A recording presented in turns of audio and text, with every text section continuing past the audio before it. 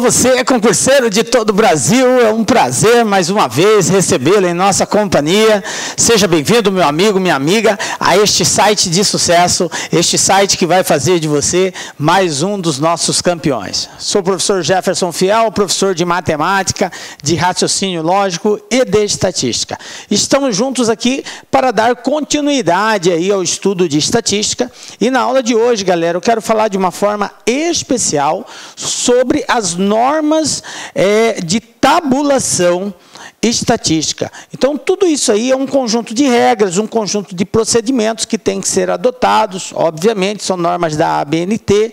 Então, nós vamos aqui elencar aí uma série de normas de regulamento para que você esteja atento na hora de prestar um concurso daquilo que pode e o que não pode numa tabela estatística. Na oportunidade, falaremos também um pouco sobre as variações percentuais presentes numa tabela e como fazer o cálculo delas. Tranquilo? Vem comigo, galera, vamos dar o pontapé inicial aí, né? Falando de normas de apresentação tabular.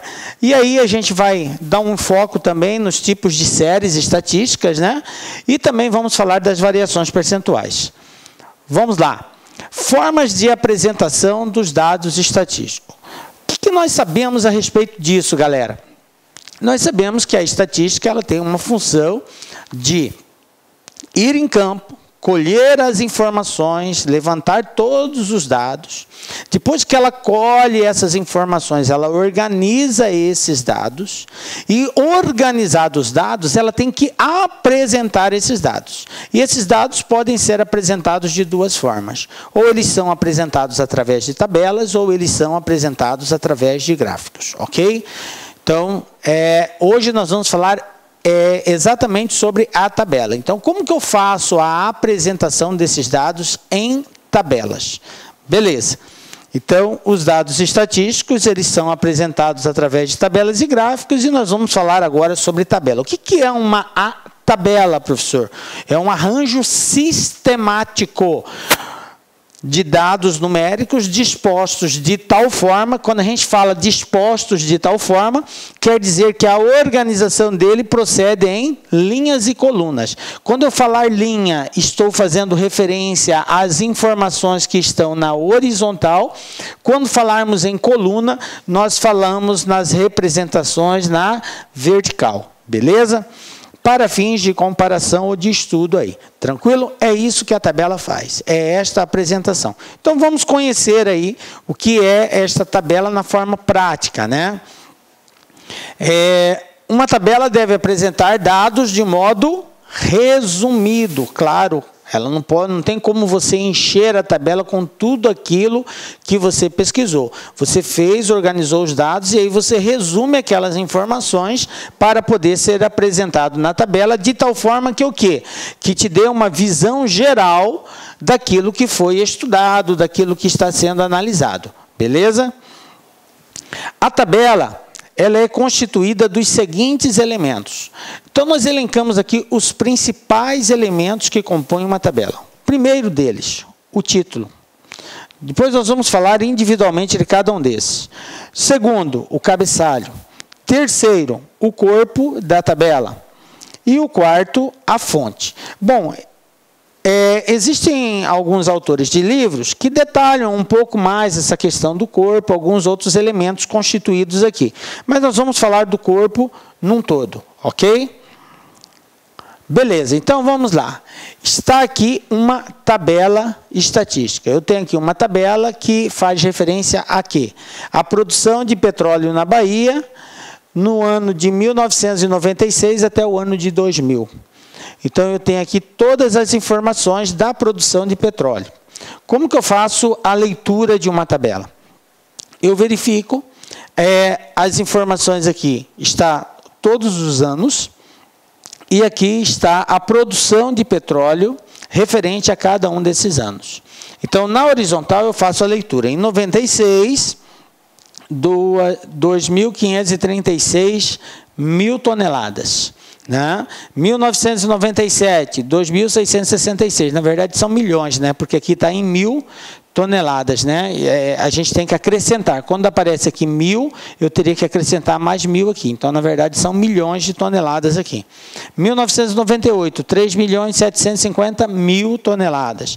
1999, 2.007.000. E no ano de 2000, 2.080.000 toneladas. Beleza? Isso aqui é a representação da produção de petróleo na Bahia. E aqui no final eu tenho a fonte disso daqui. Bom, quem é quem na tabela, de acordo com aqueles 4 itens que nós elencamos na tela anterior sobre a composição da tabela? Título.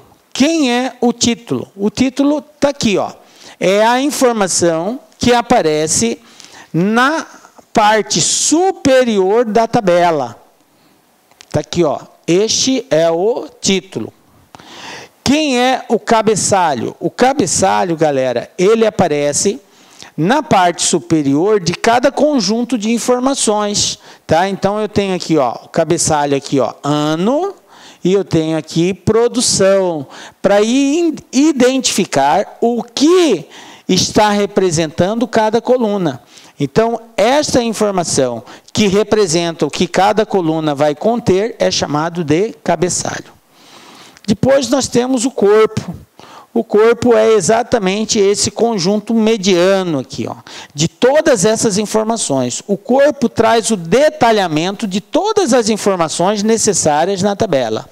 E por último, nós temos a fonte ou rodapé também, que são os dados dispostos aqui no final da tabela, na parte inferior.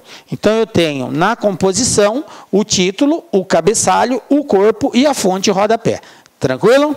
Beleza, vamos entender cada um desses itens e qual que é o propósito dele na tabela.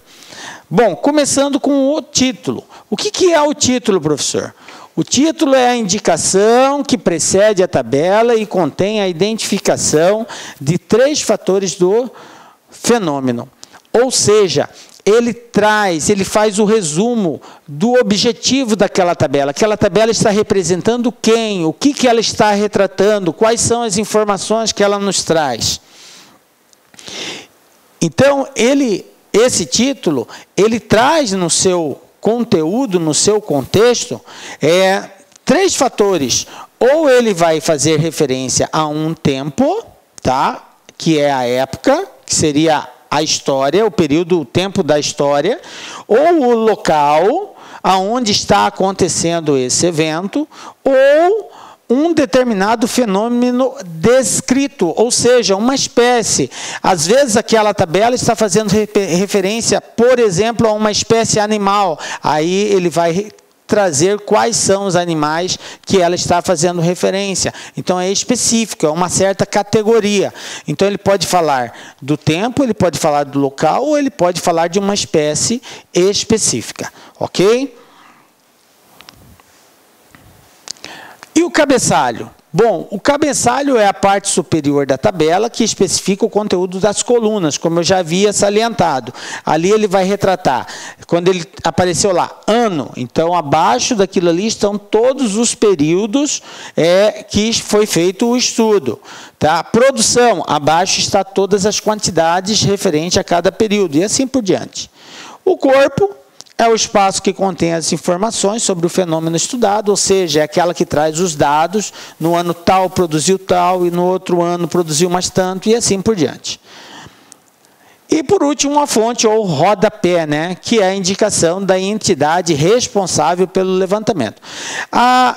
As notas, ou rodapés, ou fontes, são indicações, observações ou aditamento ao texto elaborados pelo autor. É importante a gente destacar 2 coisas com relação às notas. Elas podem ser, primeiro, explicativas ou podem ser notas de referência. Essas notas explicativas, também conhecidas como chamadas técnicas. O que são isso, professor? Chamadas, notas de chamadas ou simplesmente notas explicativas. São observações, esclarecimentos sobre aquilo que está em destaque no corpo. Às vezes você quer fazer um detalhamento daquela informação que está no corpo da tabela, Aí você coloca uma chamada ali no rodapé, que é chamado de nota de esclarecimento. Então, aquele rodapé, aquela fonte, não serve somente para identificar quem é o autor da pesquisa ou o responsável por aquela informação. Ele serve também para dar alguns esclarecimentos com relação àquele conteúdo que contém o corpo da tabela.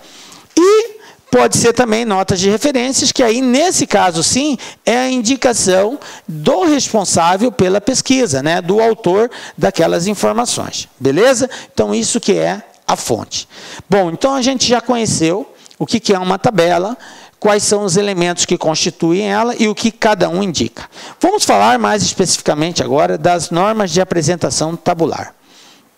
Quando a gente fala em normas de apresentação tabular, nós temos que ver que isso aqui é um conjunto de regulamentos, de regras, de procedimentos. Esses procedimentos não sou eu, o professor Jefferson, que inventou, que criou. São normas da ABNT, Associação Brasileira de Normas Técnicas. Então, com base na ABNT, nós temos um conjunto de regras que devem ser observadas na hora de nós apresentarmos uma tabela. Então, quando eu falo em apresentar, quando você vai construir a tabela, você tem que respeitar esse conjunto de procedimentos. Aí se pergunta assim, professor, mas no concurso não vai perguntar para mim como que constrói uma tabela, ou vai me dar a possibilidade de construção de tabela. Obviamente que não.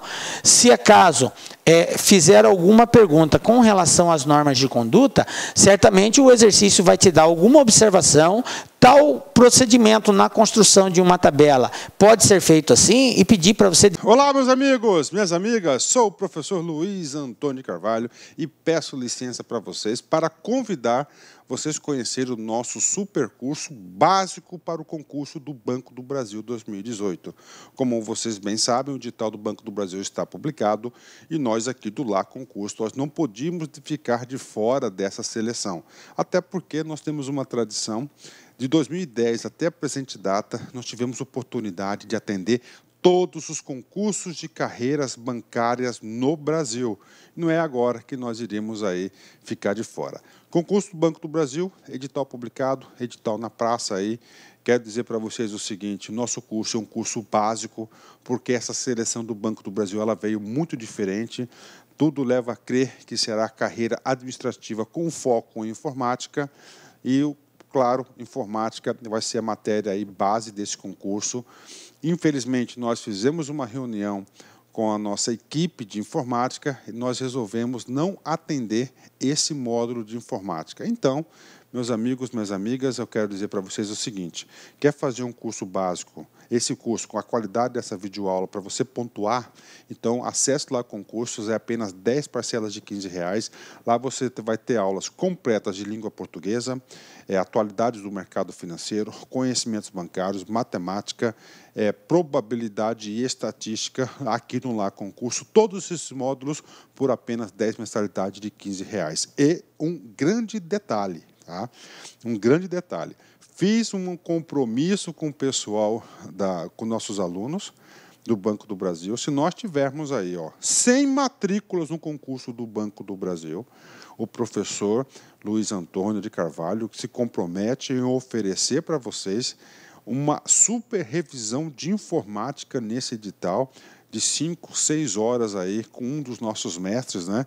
A gente vai providenciar. Bacana? Então eu espero vocês aqui no Lá Concurso. Forte abraço, fique com Deus. Tchau, tchau. Clique lá.